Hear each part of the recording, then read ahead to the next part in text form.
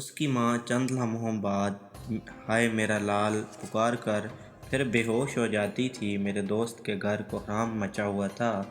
محلے کے کچھ لوگ اچھو کے باپ کو دلاسا دے رہے تھے۔ وہ اپنے مخصوص انداز میں بوں بوں کر کے رو رہا تھا۔ کبھی کبھی وہ بین کرنا بھی شروع کر دیتا تھا، جن کا لب لباب یہ تھا: ہائے میرا کماؤ پوت تیرے بغیر کس کام کا نہیں رہا۔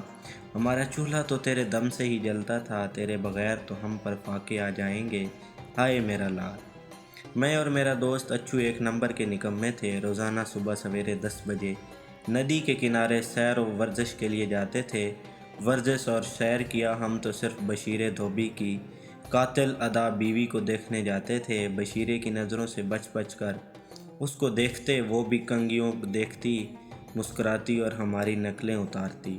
میں اور اچھو اکثر سوچا کرتے تھے، جب ہم اڑن چھو ہوں گے تو ہمارے ماں باپ ہماری موت پر شکرانے کے نفل ادا کریں گے۔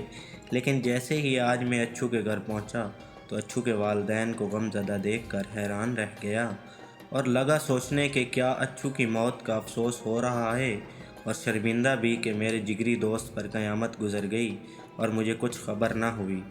میں بوجھل قدموں کے ساتھ اچھو کے باپ کی طرف بڑھا اور ساتھ ہی میں اچھو کی میت کو بھی تلاش کر رہا تھا، جو مجھے نظر نہیں آ رہی تھی۔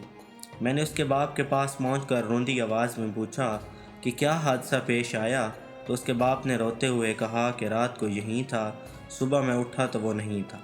میں نے تو اس کا آخری دیدار بھی نہیں کیا۔ میں نے پوچھا کیا حادثہ پیش آیا؟ کہنے لگے ایک ہفتہ پہلے موٹر سائیکل کی ٹکر سے ٹانگ میں زخم ہو گیا تھا، مگر اب ٹھیک تھا۔ مجھے الجھن ہونے لگی، کیونکہ ایک تو مجھے اچھو کی لاش نظر نہیں آ رہی تھی جس پر بین ہو رہے تھے، پھر یہ کہ اس کے ماں باپ کا اس طرح بلک بلک کر رونا، اور یہ کہ موٹر سائیکل کی ٹکر زخمی ہونا، کچھ بھی میری سمجھ میں نہیں آ رہا تھا۔ میں نے جھلا کر پوچھا اچھو کی لاش کہاں ہے اور اسے کیا حادثہ پیش آیا؟ میری بات پر اچھو کے باپ نے مجھے ایسے دیکھا جیسے مجھے ابھی کھا جائے گا یا قتل کر دے گا۔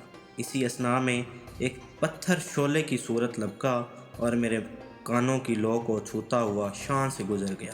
جب میں نے اس سمت دیکھا تو وہاں اچھو کھڑا مسکرا رہا تھا۔ اس کا باپ مجھے برا بھلا کہتے ہوئے بولا، ارے بدعقل، اگر منہ اچھا نہ ہو تو بات تو اچھی کر ہی لیا کرو۔ میں تو اپنے گدھے کو رو رہا ہوں جو رات سے غائب ہے، اور شاید اب بیچارہ پتہ نہیں کتنے ٹکڑوں میں تقسیم ہو کر کتوں کے پیٹ میں جا چکا ہوگا۔ اسی وقت اچھو میرے پاس پہنچا اور مجھے کھینچ کر ایک طرف لے گیا اور سماجت والے لہجے میں کہنے لگا، یار ساکی، بڑا مسئلہ ہو گیا ہے، ہمیں ہر حال میں اپنے لال کو تلاش کرنا ہوگا، ورنہ میرا باپ مجھے ریڑھی میں جوت دے گا۔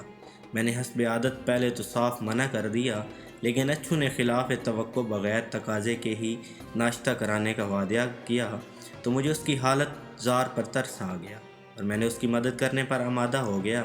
ناشتے کے بعد اچھو کے ساتھ اسی عجز کے ساتھ چل پڑا جس عجز کے ساتھ حاتم طائی منیر شامی کی محبوبہ کے سوالوں کا جواب ڈھونڈنے نکل پڑا تھا۔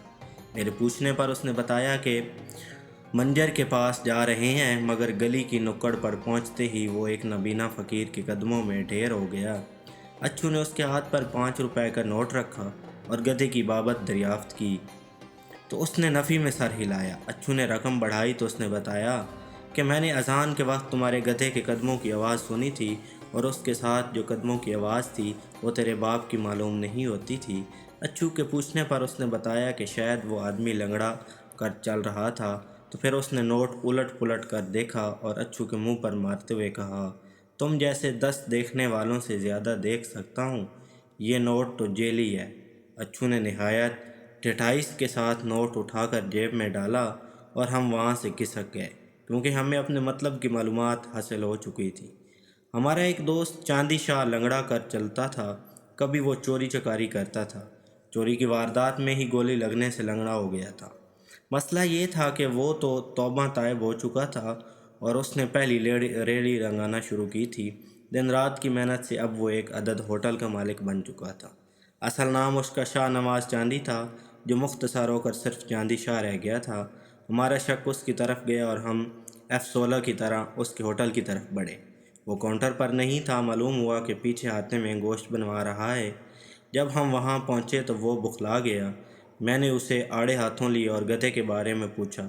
پہلے تو وہ مکر گیا، بلکہ معزز پیشہ کو ہراساں کرنے اور بلیک میل کرنے کے الزام میں حوالہ پولیس کرنے کی دھمکیاں دینے لگا۔ ہمارے درمیان گرما گرمی جاری تھی کہ اچھو اپنے لال کے ساتھ ایک کمرے سے فاتحانہ انداز میں برآمد ہوا تو چاندی کے غبارے سے ہوا نکل گئی۔ پھر وہ ہماری منت سماجت کرتے ہوئے کہنے لگا، اگر تم پولیس کو اس کی خبر نہیں کرو گے تو پورے 2 ماہ چکن کے ساتھ دوپہر کا کھانا دونوں کو کھلا سکتا ہوں۔ لال تو مل ہی چکا تھا، تو 2 ماہ حلال گوشت کے ساتھ لنچ کے آفر کو بھلا کون کافر ٹھکرا سکتا ہے۔ یہ تھیں ہماری مسلمانیاں۔